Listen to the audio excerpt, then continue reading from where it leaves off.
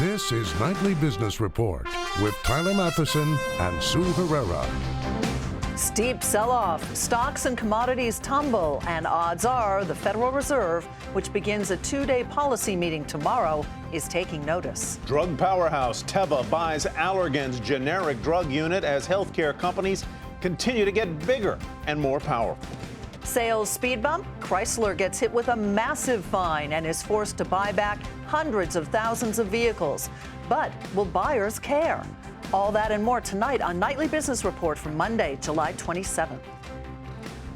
Good evening, everyone. A global sell-off. What started in China spread to Europe and landed here with a thump in the U.S. Stocks tumbled across the world after China's Shanghai Composite swooned 8.5%, its biggest one-day dive in more than 8 years.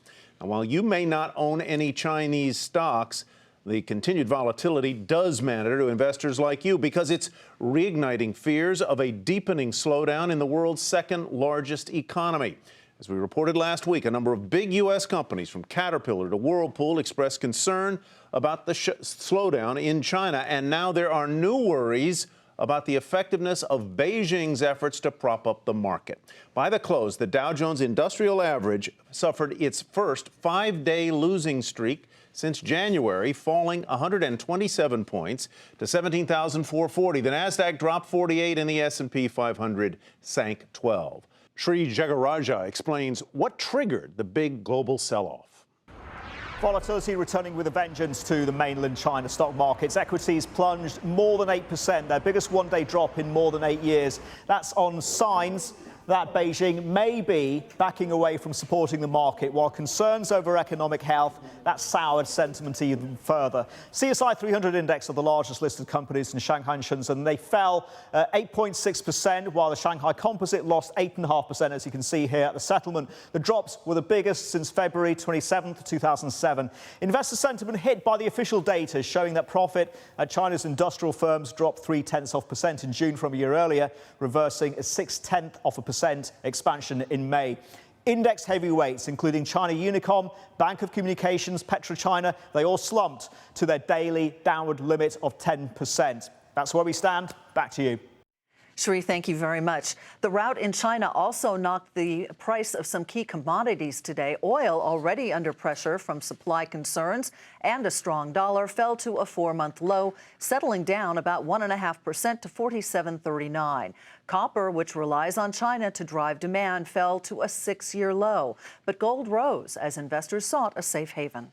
Federal Reserve is watching China and commodity prices very closely as it considers when and whether to hike interest rates for the first time in nearly a decade. And policymakers can't ignore what's happening in the world's second largest economy. Most Fed watchers think the three biggest factors affecting a rate increase are the unemployment rate, which at 5.3% is at or very near where the Fed wants it to be. Inflation, which is still well below the Fed's 2% target rate, and the health of the global economy, specifically and most critically, China. So how much of a Fed factor is China? In a word, big. It is, after all, the world's second largest economy and home to one of its most volatile, closely watched stock markets, a market that took its biggest drop in 8 years Monday. That 8.5% slide has some analysts worried.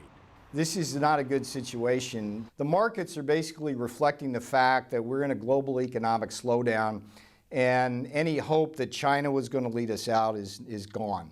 Others say don't read too much into the stock market action.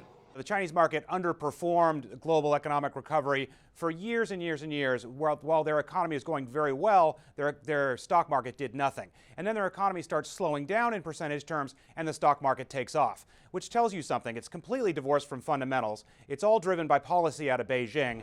The frisky Chinese market aside, the Fed's policymakers can't ignore the economic impact of that huge country. It affects every market sector. The S&P 500 companies with the highest revenue exposure to China are Skyworks Solutions, Semiconductors, which does 2/3 of its business in China. Yum Brands, restaurants, more than half. Qualcomm, almost half. Broaden things out to greater Asia and beyond the tech sector, say, and look at energy. Schlumberger and ConocoPhillips both do more than 20% of their business in Asia. Industrials? Well, Boeing logs more than a quarter of its sales there, and 3M almost a third. How about healthcare? Abbott Labs does more than 30% of its sales in Asia. Get the picture?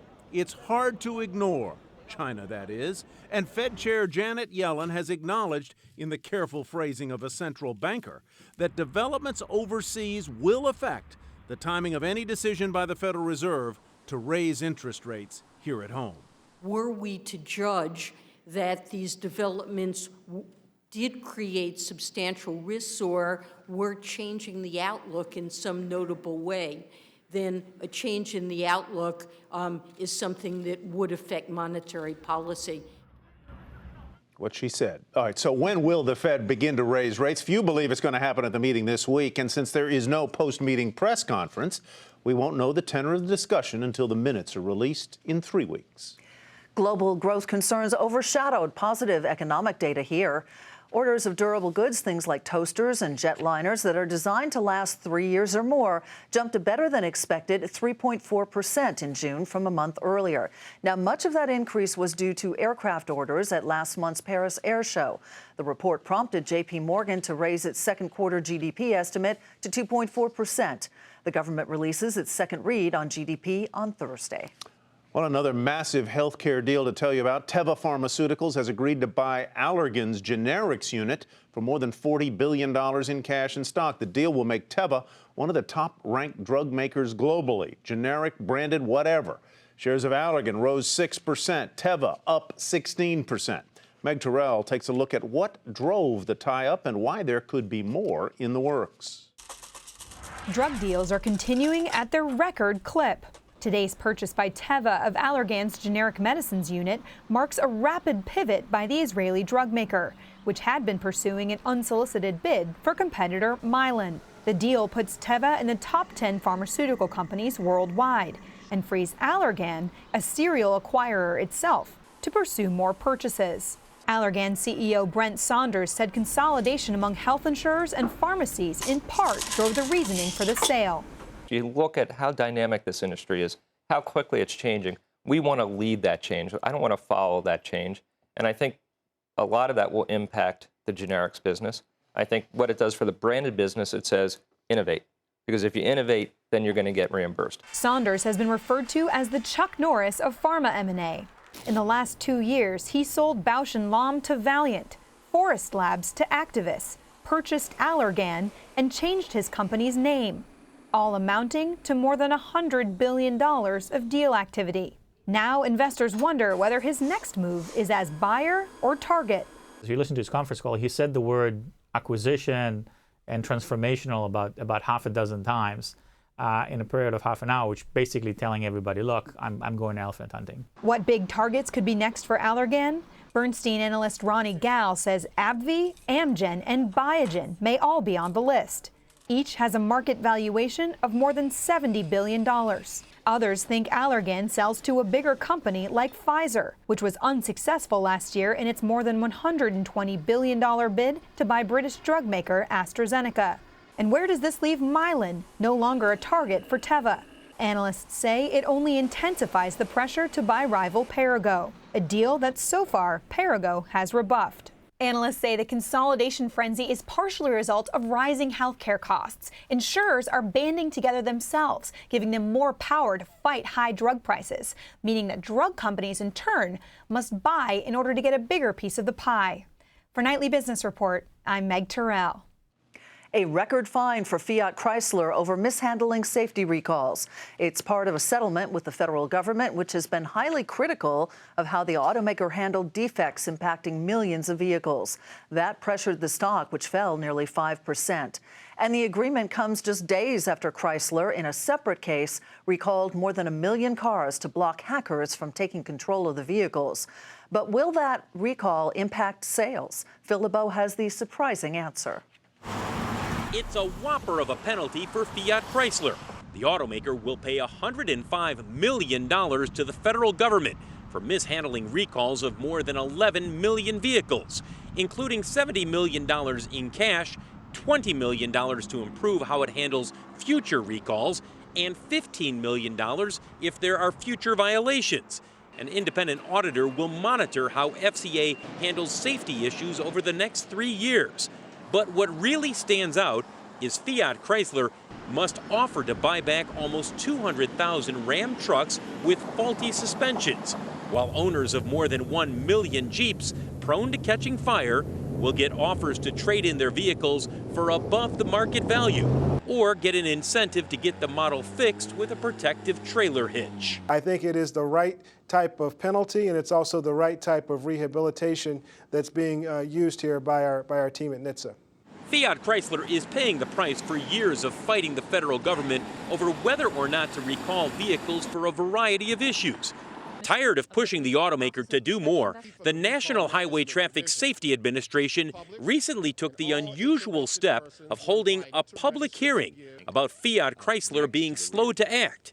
Within the last 2 weeks, Chrysler CEO Sergio Marchionne said it's time for the automaker to change its attitude. I fully acknowledge this. We're not perfect. I think we need to continue to work with the agency to sort of put us on the right path. While Fiat Chrysler's quality is being slammed, buyers don't seem to care. This year, Fiat Chrysler sales are growing faster than the industry overall, and the Jeep brand, its sales are up 20% this year. Phil LeBeau, Nightly Business Report, Chicago. Still ahead, place your bets, the very real money behind the growing business of fantasy sports.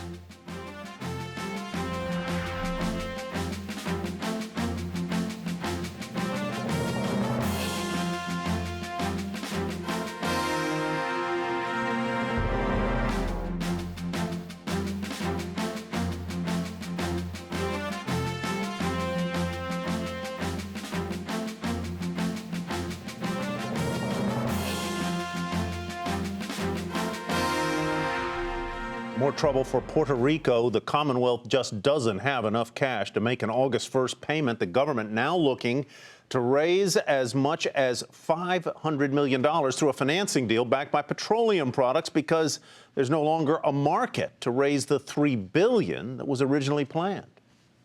With Congress's long August recess within reach, lawmakers still have a number of issues to tackle before that break starts. On the agenda, funding for the Highway Trust Fund and reauthorization of the Import-Export Bank, which guarantees loans for U.S. companies that do business abroad. Eamon Javers joins us now from Washington. Eamon, why has this battle to reauthorize the Export-Import Bank really split Republicans so dramatically on Capitol Hill? Yeah, Sue, there are two factions at play here. One is the group of Republicans who you can call sort of Chamber of Commerce Republicans. That's the group that really supports reauthorizing the Export-Import Bank, which has been around for 81 years. But there's another group of Republicans who you can think of as the Club for Growth group. Those guys think that the Export-Import Bank is a New Deal relic. It's really all about crony capitalism. And they say if these projects are worthwhile at all, private banks, not the government, can step in and finance them. Where are the Democrats on this? Are they all for it? Democrats, for the most part, are for it. Yeah, and you see a lot of big companies that benefit from Export-Import Bank loans, including big names like Boeing and Caterpillar. They're for it, and they've got a pretty big lobbying effort here in Washington designed to get this Export-Import Bank reauthorized. But its fate now is really hanging by a string here in Washington. What about the battle about overseas lending and how it's connected to funding here for the highway bill? Yeah, one of the interesting maneuvers we've seen here in Washington over the recent days is this connection of the Export-Import Bank to the highway bill. That was a maneuver done in the Senate. It's classic Washington, right? If you've got a controversial measure, you attach it to a must-pass bill, and the highway bill definitely is popular in a lot of congressional districts across the country. That's what they've done in the Senate. But in the House side, Republicans there say they're not moved by what the senators did. They're not going to necessarily take up that bill. Instead, they're proposing a short-term extension to the highway bill just for a couple of months, maybe to the end of the year. That would not include an extension of the Export-Import Bank. So at this point, it's very unlikely that the Export-Import Bank will be reauthorized this week, but we'll have to see where this one goes. We've got a real standoff here now between House Republicans and Senate Republican leaders. All right, thank you very much. Eamon Javers on the case in Washington. Well, two of the biggest names in social media post their quarterly results this week. Twitter reports tomorrow, Facebook on Wednesday, and the companies seem to be going in very different directions. Julia Borston explains why. It's a tale of two very different social stocks. Facebook shares up about 16% in the past 3 months, while Twitter's have lost 34%. Facebook soaring to around an all-time high as the company continues to grow users and ad revenue, and on optimism about the potential to make money from the company's other fast-growing apps, Messenger, Instagram, and WhatsApp. Plus, there are new video ads. One of the things importantly about this story is that the sense is that Facebook is slowly grabbing attention from advertisers away from Google in video in particular. But in contrast, Twitter is in the midst of an awkward transition, on the hunt for a new permanent CEO and working on a product makeover called Project Lightning, which won't launch until this fall. While investors are bullish on the potential to better organize Twitter content using human curators, we won't see the impact for several quarters. It's a project that Twitter sorely needs. It's one that's supposed to make it easier for new users to come in and understand what the damn thing is. I think for a lot of regular folks, they still don't get what Twitter is or what the purpose of it is. So I think that's important for them. One other challenge for Twitter, two areas where it used to dominate, sharing news and following public figures, Facebook has been investing heavily to keep users within its ecosystem, rather than swiping over to Twitter. For Nightly Business Report, I'm Julia Borston in Los Angeles. We begin Market Focus with some merger activity. McGraw-Hill Financial, the parent of Standard & Poor's, announced a deal to buy SNL Financial for more than $2 billion. SNL specializes in data and analytics services for the financial industry, which will expand McGraw's offerings. McGraw tumbled almost 6% today to $99.59. Norfolk Southern reported a big plunge in second quarter profit. The railroad said declining revenue from coal and crude oil and fuel surcharges will pressure results for the rest of the year. Like other major railroads, the firm has seen coal shipments drop off as power plants shift to burning cheaper natural gas because of lower energy prices. Shares were off slightly to $82.80. Delta will pay nearly $500 million to buy a stake in China Eastern Airlines. This as the airline looks to expand into China's rapidly expanding travel industry. The boards of both firms still need to give the okay on that deal. Delta was off a fraction to $43.93. China Eastern slid 6.5% to $44.34. Restaurant Brands International posted a stronger than expected second quarter profit. The company behind the fast food chains Burger King and Tim Hortons said both of those eateries recorded same-store sales growth because of some new product launches. Shares popped 3.5% to $41.50. Meantime, Wendy's is testing antibiotic-free chicken items in a handful of markets. The fast food chain is evaluating a big move away from antibiotics in meat as consumers grow more concerned about ingredients and how food is produced. Shares at Wendy's, though, off slightly to $10.06. Baidu, China's internet search company, reported earnings and revenue that topped consensus late today, but weak revenue guidance did disappoint investors. Shares dropped off initially after the close. Before the bell, the stock was off by 4% to $197.68. Two companies are steps closer to becoming public companies. Budget fitness chain Planet Fitness said it's looking to raise more than $200 million in its initial public offering, which would then value that company at roughly $1.5 billion. Separately, television maker Vizio filed preliminary documents for an IPO. The company is known for its low-priced televisions, and it plans to raise about $170 million. Money is pouring into legal online sports betting. Fantasy sports site DraftKings, which lets users bet on actual professional and college sports, is getting another $300 million round of funding. The latest round is being led by Fox Networks Group. Both DraftKings and its main rival FanDuel are now valued at more than $1 billion apiece. So just how much are people spending on fantasy sports?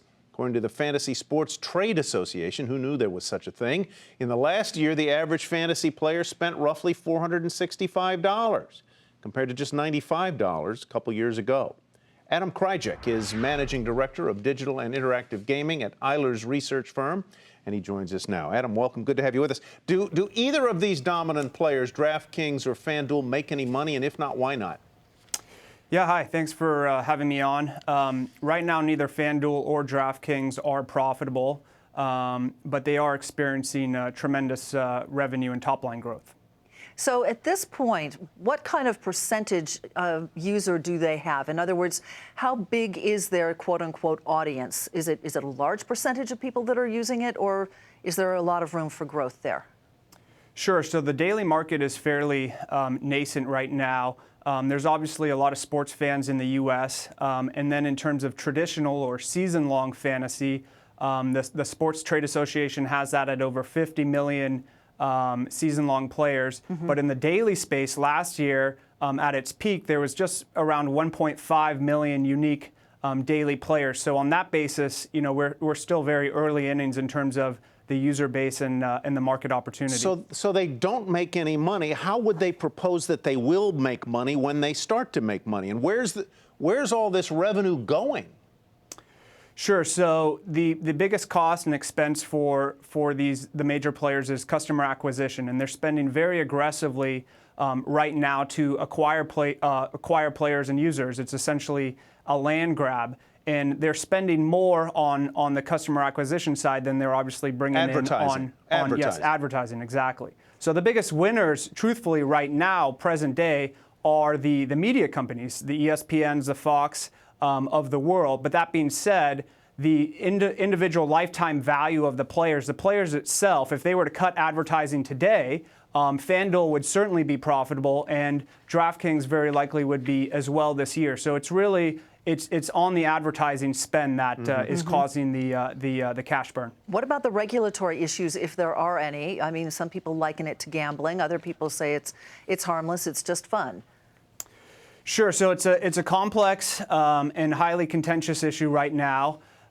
We would say, you know, the positives that this industry has going for it right now is some of the strategic investors that are, you know, have participated in this latest round. For example, Fox into DraftKings. You had Turner and Google into FanDuel. And so you've had major media corporations as well as the sports leagues themselves. The NBA is an investor in FanDuel. MLB is an investor in DraftKings. And to have their support, we think, is a real big vote of confidence and endorsement. Not to say that there won't be regulatory risks or challenges, but certainly we feel better having the support of some of these major entities and powerful allies. All righty. We'll see how it all plays out, as the saying goes. Adam Krychek with Eilers Research, thank you very much. Coming up, the Pentagon is about to award a massive government contract, but not to any of the companies that you might think.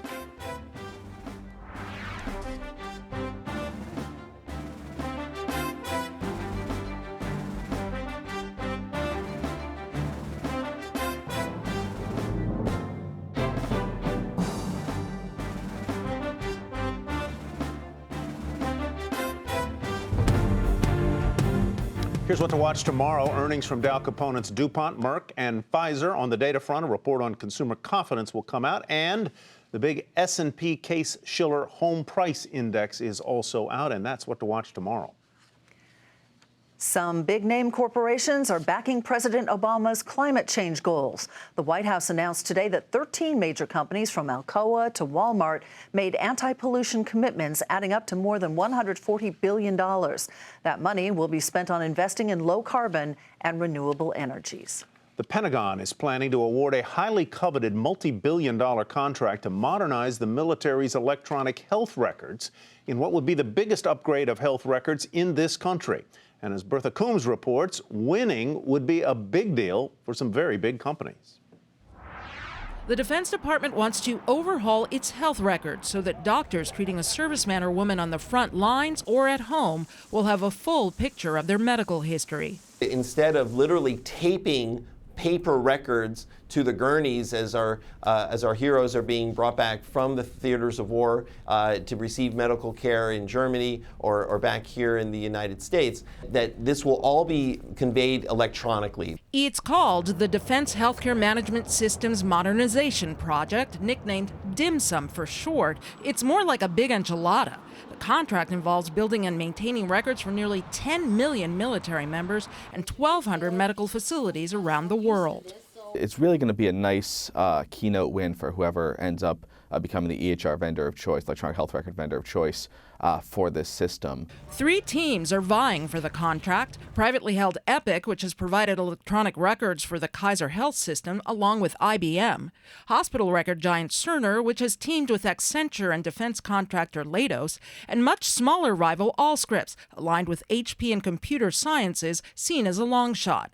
Analyst Michael Cherney thinks Epic will win, but Cerner could reap the spoils. There'll be a whole host of other replacement opportunities that are coming up in the market where Cerner will be viewed as the best provider to capitalize on those replacements, because Epic, if they were to win this contract, would be viewed as quote-unquote distracted. Whichever team wins, the former technology chief of the VA worries that the DoD's new records won't be compatible with the VA system or other civilian records. Many of these systems are proprietary. In fact, the vendors for a long time kept that data siloed and segregated, and even sometimes charged their hospital clients or charged their provider clinician clients money to get access to the data. All 3 vendors have pledged to make their systems interoperable. The Defense Department expected to announce the contract winner later this week. Bertha Coombs, Nightly Business Report, New York. And to learn more about this multi-billion-dollar defense contract and what it could mean for the company that lands it, head to our website, nbr.com. And that does it for Nightly Business Report for tonight. I'm Sue Herrera. Thanks for joining us. And thanks from me as well. I'm Tyler Matheson. Have a great evening, everybody, and we'll see you back here tomorrow.